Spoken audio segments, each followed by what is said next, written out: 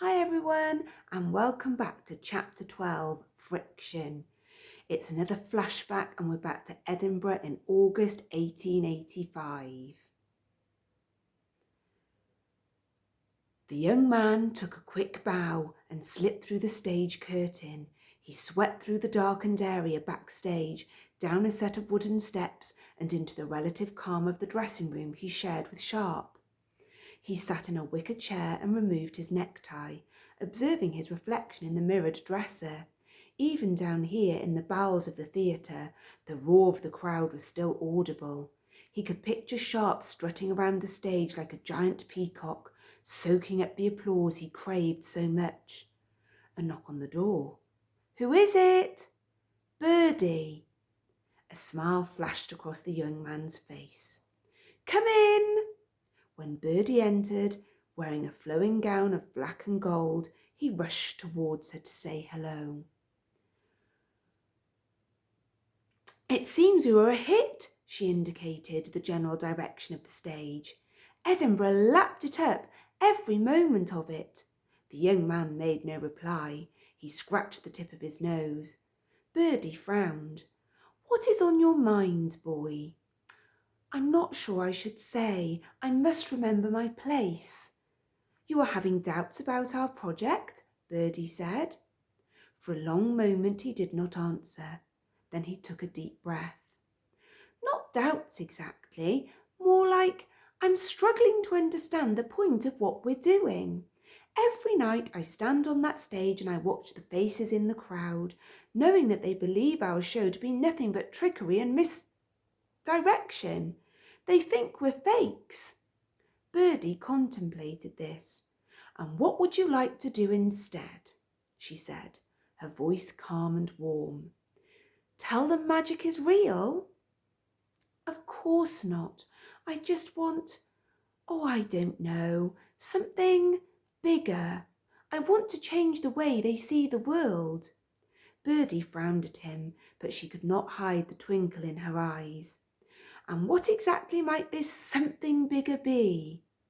The apprentice hesitated and then reached into the silk-lined pocket, bringing out a black leather book, similar in size to a diary. "I have ideas," he said, waving the book in the air. "Would you look at them for me, Birdie? I don't expect any promises, but perhaps if you like some of my concepts, you can talk to him. He'll listen to you." He stopped. Vindictus Sharp stood in the doorway like a great bear, his blue eyes blazing. He waved his hand and the black book broke free from the young man's grip, zipping across the room in his weight and into his waiting palm. The apprentice cringed as his mental thumbed through several of the pages.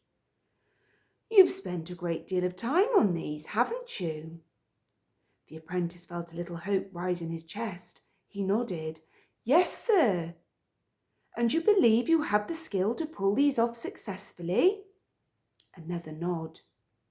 Sharp began to laugh, but it was not laughter of good humour or affection. It was laugh designed to hurt. "Then you are deluded," he said, and he tossed the book to the floor. "Vindictus, is that necessary?" said Birdie. "I will not tolerate the arrogance of this apprentice with ideas above his station," spat Sharp. "You think you're better than this?" "No, sir," said the apprentice. "Of course not. I do not wish to seem ungrateful." "Then do be quiet. Focus your energy on the skills I'm trying to teach you, skills that are making you a wealthy young man if I'm not mistaken." "But—" "Enough of this," said Birdie. She did not raise her voice, but the severity of her tone was enough to capture even Sharp's attention. He turned away and sat at the dresser. Birdie placed a hand on the apprentice's shoulder. "I think it best if you go ahead to the hotel and give Vindictus a little time to cool off. He was under great pressure this evening. Opening night in Edinburgh can crack even the hardest egg, yes?" The young man managed a half smile. "As you say, I shall see you here tomorrow. Good night." He was so flustered he did not remember to pick up his book from the floor. When she was sure the boy had gone, Birdie retrieved the book and sat on the comfortable couch, flipping through the pages. "Don't chase him away," she said without looking up. "He is not like anyone else. You can take almost any urchin from the street and teach him how to turn a rag into a pretty scarf, but talent like his is rare. As you have insisted on telling me over the years, his ideas are exceptional." Sharp glared at her in the mirror. "He is not as talented as he believes. He needs a lot of work. He must be reminded of this now and again." You are intimidated by the boy's abilities. You see him as a threat to your crown." Sharp did not respond. Birdie stood up and leaned heavily on her cane as she limped to the door. "Good night, Vindictus. I hope to find you in better spirits tomorrow. A word of warning. The boy is too talented to waste. If you cannot work with him, then I will find someone who can."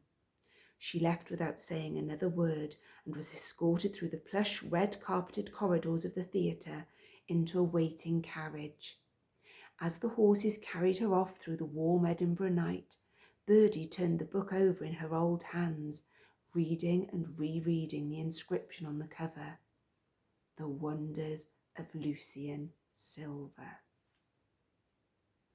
See you next time.